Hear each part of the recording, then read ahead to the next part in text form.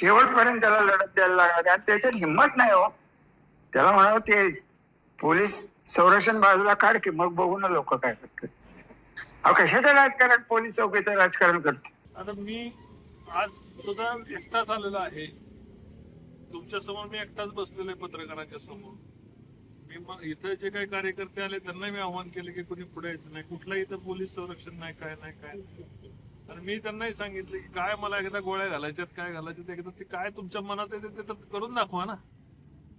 तुमची इच्छा पूर्ण करण्याकरता मी विदाउट संरक्षण मी या ठिकाणी आलेलो आहे. तुम्ही कसे असलं तरी मी माझे मानलेले तुमच्या लाथा खाईन, तुमच्या दारात येईन, तुमच्या शिव्या खाईन, पण मुच्छडच्या शिव्या खाणार नाही, मुच्छडला शक्य नाही. त्याच्या हातात शेवटपर्यंत त्याला लढत द्यायला लागणार आणि त्याच्यात हिंमत नाही हो. त्याला म्हणावं ते पोलीस संरक्षण बाजूला काढ की मग बघू ना लोक काय करतात. अहो कशाचं राजकारण पोलीस चौकीचं राजकारण करते. तुम्ही काय त्याला घाबरता. लिंबोऱ्याचे कुठे तू होताच रे बोल, त्याला धरला होता तेव्हा. लिंबोऱ्यात या गावाने एकट्याने नडले होते, सगळं गावच त्याच्या अंगावर गेलं होतं. याला चांगला अनुभव. काहीतरी गेलं पिस्तूल लटकून, ते पिस्तूलच पळून नेलं. काय लव हे तरी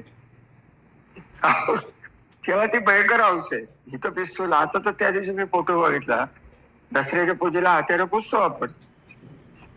6 पिस्तूल आहेत. एकमेव माणूस असेल 140 साली की ज्याच्या नावावर कायद्याने 6 पिस्तूल आहेत. जय देवेंद्र. काय होतं की मीडियावरून काहीतरी आव्हान करायचं, मी नेहमी आव्हान स्वीकारत नाही, काय वेळेस सोडून देतो, काय करतो. नेहमी मला सांगायचं की पोलीस सिक्युरिटी न घेता एकदा येऊन दाखवा. अरे तुम्हाला मी आज नाही, मागच्या वेळेस पण गजानन चौकामध्ये मी आलो होतो. खरं की कोण किती भ्रष्टाचार केलाय म्हटलं एकदम चौकात समोरासमोर मांडू. जेव्हा म्हणतात समोरासमोर या तेव्हा हे बेडात बसतात, लपून बसतात. आणि आज गेले 2-3 वेळा त्यांनी आवाहन केलं की विदाउट पोलीस सिक्युरिटी तर रणजित सिंह निंबाळकरने बाहेर पडावं, त्याला दाखवतो.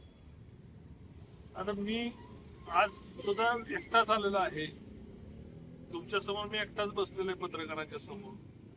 मी इथं जे काही कार्यकर्ते आले त्यांना मी आव्हान केले की कोणी पुढे यायचं नाही, कुठलाही इथं पोलीस संरक्षण नाही, काय नाही काय.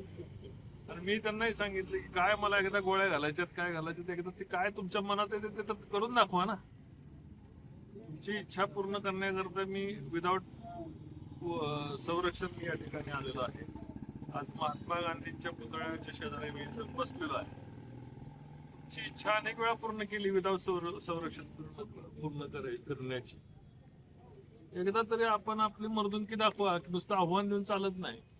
आव्हान स्वीकारल्यानंतर त्या ठिकाणी यावंही लागतं. तुमच्यात हिंमत होती तर तुम्ही आलं पाहिजे होतं. आज 10 वाजून गेलेले. कार्यकर्त्यांना पुढं करायचं, कार्यकर्त्यांना शेंड म्हणायचं, कार्यकर्त्यांना प्यादं म्हणायचं. मला यांच्या कार्यकर्त्यांच्या आता त्यांच्या कार्यकर्त्यांच्या इथे संवेद नाही. तुमचे नेते बिळात बसतात आणि तुम्हाला उचकून लावतात.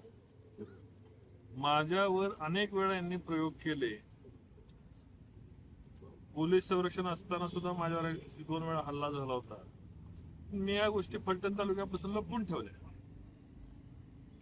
आणि ही यांची मनोवृत्ती.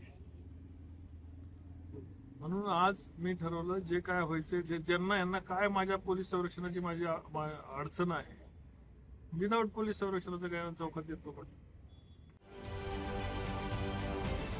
महाराष्ट्रातील सर्व बातम्यांचे विश्वासार्ह व्यासपीठ. सकाळच्या सर्व सोशल मीडिया प्लॅटफॉर्मला लाईक, फॉलो आणि सबस्क्राईब करा. तसंच सर्व नोटिफिकेशनसाठी बेल आयकॉन प्रेस करायला विसरू नका.